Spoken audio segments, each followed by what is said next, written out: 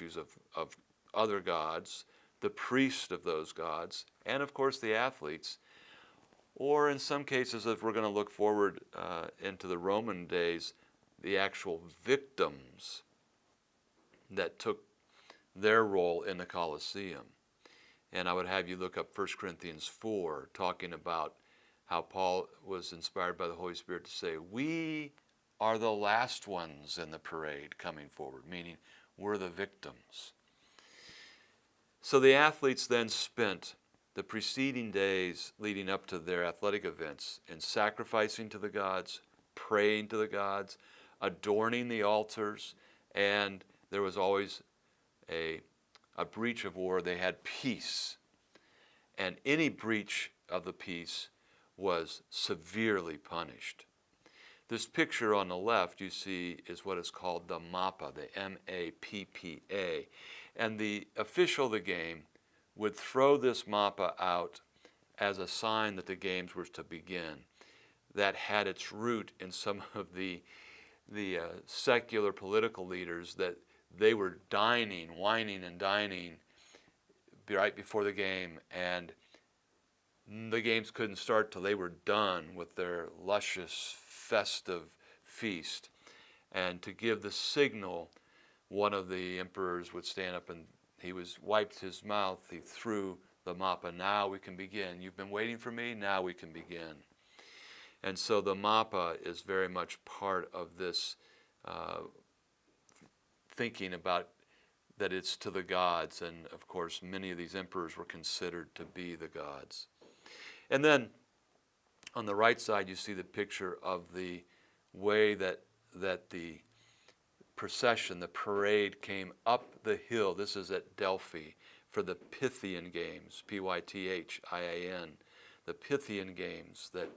This is where you would see the parade came up there, and then they dropped off right at the arena, right at the stadium. So, what are the basic insights that I'm trying to get you to understand here? First of all, that much of what we do today, and therefore the illustration about the NFL Hall of Fame, much of how we proceed today originated with the ancient Greeks, including the recognitions of the essence of worship.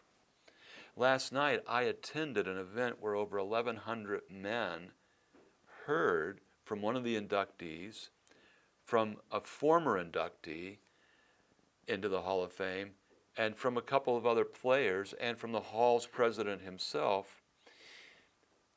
And the entire evening was given to talking about the Christian faith and how the Christian faith has so impacted many of those players. My dear good friend and former student, Lim Barney, who has the distinction of having been the only man who has ever been inducted in the NFL Hall of Fame, and in having a platinum record through Motown. Lim was there last night, and he was part of this event. Billy Shaw and others were part of this event, and these men spoke privately and then some of them publicly about how their faith really impacted their ability to do sport. Well, the Greeks had a pagan version of that. But we, as Christians, need to take and learn from their secular culture, always filtered through the Holy Scriptures, and come to a theology. What we can rest assured of is that this sense of wanting to integrate our faith into sport is a universal, timeless understanding. And even though the Greeks foreshadowed it and didn't quite understand it fully, we can understand as Christians now the fulfillment of it. And this comes out in the great commandment to love God with all our heart, soul, and might. In other words, all that you are. And this was foreshadowed by the Greeks. And therefore, we can see, remember when we talked about Revelation in a previous lecture and video, that God reveals in natural revelation. This would be, through the Greeks, the natural revelation of human existence, and then is verified through our Holy Scriptures, that we can and should integrate faith and sport. All right, now, thanks for joining us on this lecture. The next one coming up will be for the Roman perspective of this. I'm Dr. Greg Linville, your host and professor for this course through the AGON Institute of Sports Ministry on the Theology of Competition and Sport. Thanks for being with me. Okay, now we will move to the Roman. And we'll just keep the tape rolling, and we'll move to the Roman.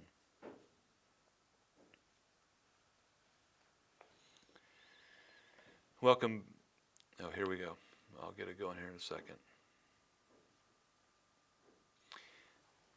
Hello, I'm Dr. Greg Linville, your host for this AGON Institute of Sports Ministries video training session on the Theology of Competition and Sport.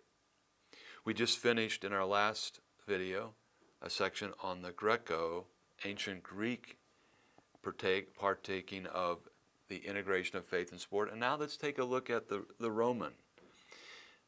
They flowed out of the Greek, very much of the same era, but very different. And last time I said that if we look at the sportsmanship model, kind of this is the way that humans look at it, so therefore a humanistic view of the ethic or the religion, if you will, of sport, that the ancient Greeks were much more of the humanistic perspective, and they would mirror what we would call today sportsmanship.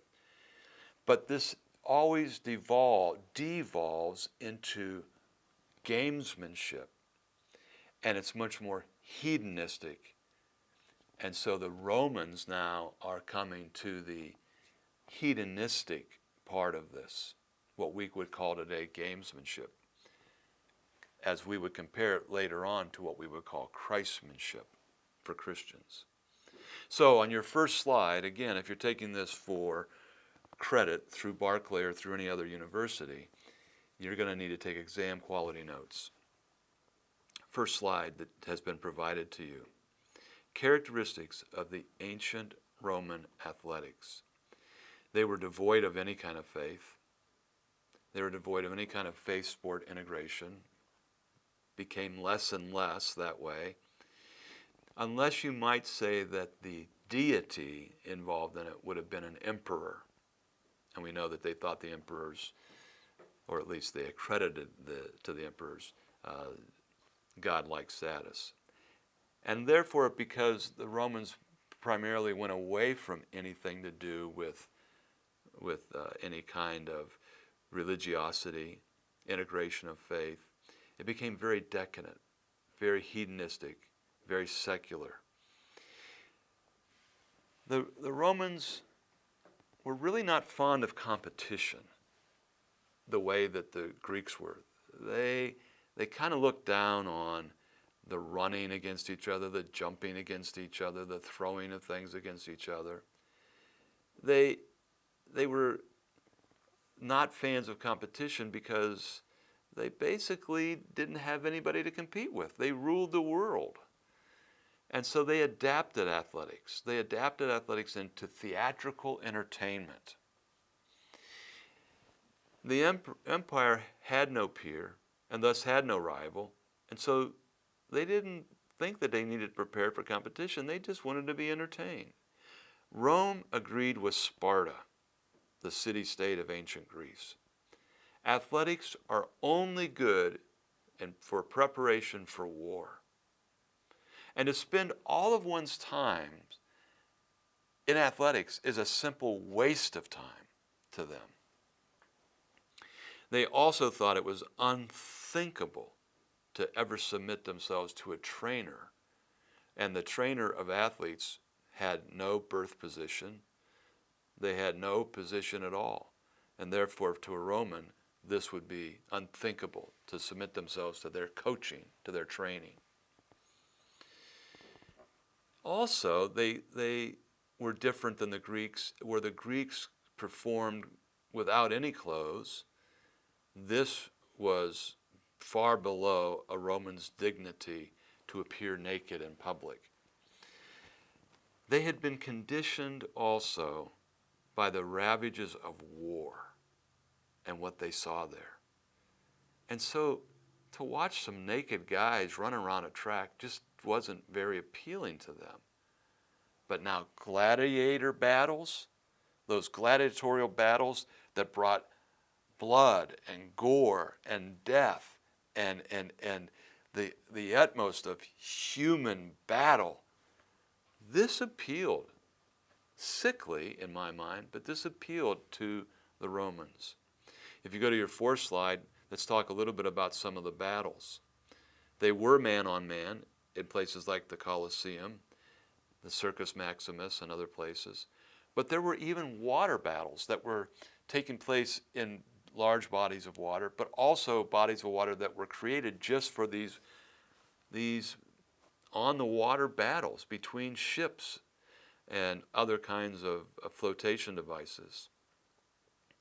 The battalions of men that would battle were sometimes 500 against 500, 300 horsemen against each other. And the war battles would consist of thousands of sailors. These battles very much were to the death. And they forced criminals. They forced criminals to battle against